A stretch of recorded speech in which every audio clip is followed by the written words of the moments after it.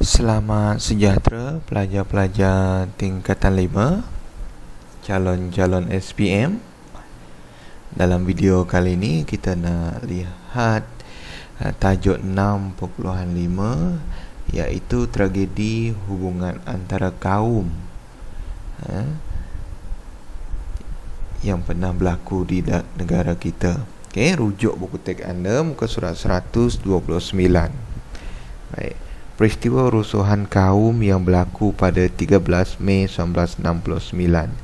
Ini yang akan kita bincangkan dalam tajuk ini. Baik. Bagaimana tragedi ini boleh berlaku?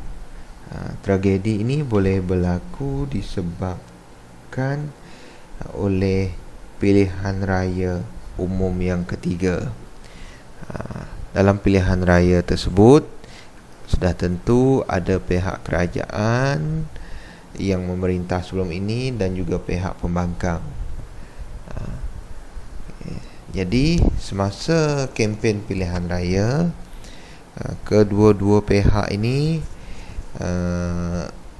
cuba menarik penyokong masing-masing untuk mengundi parti politik yang bertanding dalam pilihan raya tersebut. Kalau kita nak lihat dengan lebih jelas, perkara ini berlaku antara orang Cina dan juga orang Melayu, dan kawasannya adalah di Kuala Lumpur dan Selangor. Di kawasan Kuala Lumpur dan Selangor, yang mana kawasan Kuala Lumpur dan Selangor ini, kalau Kuala Lumpur memang ramai orang Cina, manakala di kawasan Selangor pula orang Melayu lebih ramai di kawasan Selangor. Jadi diadakan pilihan raya. Jadi semasa pilihan raya, kedua-dua kaum ini yang diwakili oleh parti politik yang berasaskan kaum, masing-masing menunjukkan cara tersendiri untuk menarik pengundi. Mereka tarik pengundi. Bila keputusan pilihan raya diumumkan, parti politik yang sebelum ini yang diketuai oleh kaum Melayu telah kalah dan dimenangi oleh parti politik yang mewakili kaum Cina. Bila benda ini berlaku, parti politik yang menang ni membuat pelbagai provokasi. Dia buat pelbagai provokasi. Provokasi ni seperti mengejek lah. Senang cerita seperti mengejek orang yang kalah dalam pilihan raya tersebut. Tidak dinyatakan dalam buku teks kita apa yang berlaku, tapi dalam buku-buku yang menceritakan kisah peristiwa 13 Mei 1969, antara ejekan yang diberikan adalah menggunakan penyapu, yang mana kumpulan parti politik yang menang membawa penyapu sebagai simbol ingin menghalau, ingin menyapu keluar parti politik dan penyokong parti politik yang kalah. Jadi tindakan ini telah menimbulkan rasa kurang senang terhadap parti politik yang kalah, yang mana parti politik yang kalah ketika itu majoritinya adalah terdiri pada parti politik yang dianggotai oleh orang Melayu. Jadi berlaku keadaan yang tegang ketika itu antara kaum orang Melayu dan orang Cina. Mereka berasa sangat marah, sehingga berlaku pertempuran fizikal. Dan itu berlaku pada tanggal 13 Mei 1969.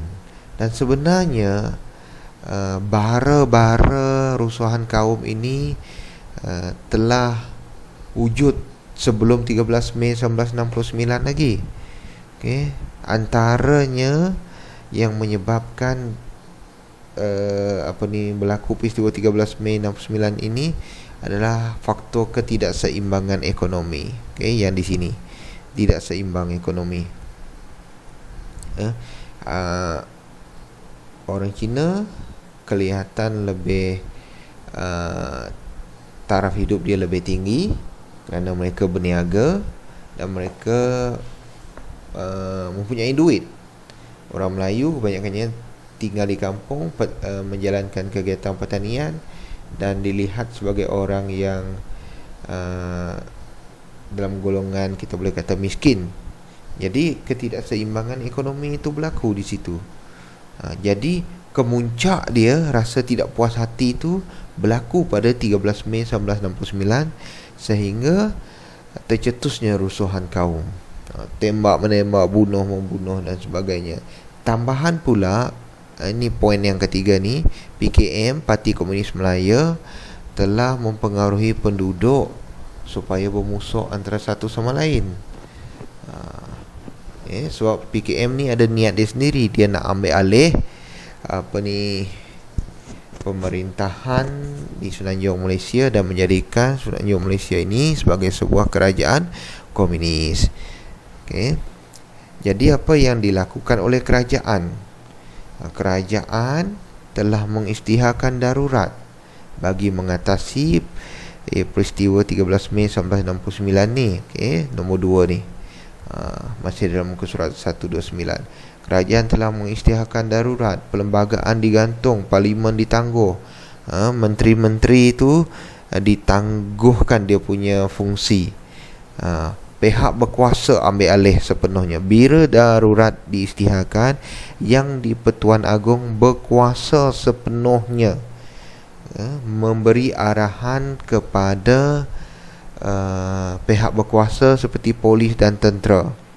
Apa yang pihak polis buat semasa darurat ni tahun 1969 ni, menguatkuasakan perintah berkurung. Dia kurung orang ramai, tidak boleh keluar, sebab kalau keluar nanti bergaduh. Okey, dan menubuhkan jawatan kuasa untuk menyusun semula perkhidmatan dan penerangan kerajaan. Dalam masa yang sama, bekalan makanan, bila rakyat dikurung, bekalan makanan mesti diperolehi. Dan pihak yang terlibat itu mesti dijaga. Yang bergaduh antara satu sama lain ni perlu dipisahkan. Dikurung. Masa dikurung itu mesti diberi makan. Okey. Sama lah macam situasi kita sekarang dalam situasi COVID-19 ni.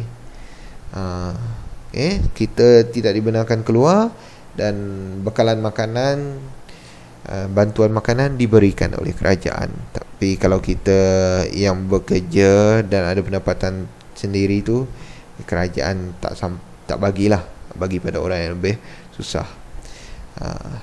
Ni langkah yang pertama, isytiharkan darurat. Kita pun darurat juga sekarang ni, cuma darurat akan ditamatkan dalam bulan seterusnya, bulan Ogos nanti. Langkah yang kedua, kerajaan pada Yang Tuan Agong pada ketika itu memperkenankan penubuhan Mageran. Mageran ini adalah nama untuk Majlis Gerakan Negara yang dipenguruskan oleh Tun Abdul Razak Hussein. Pada masa ini, tahun 1969 ini, Perdana Menteri adalah Tunku Abdul Rahman.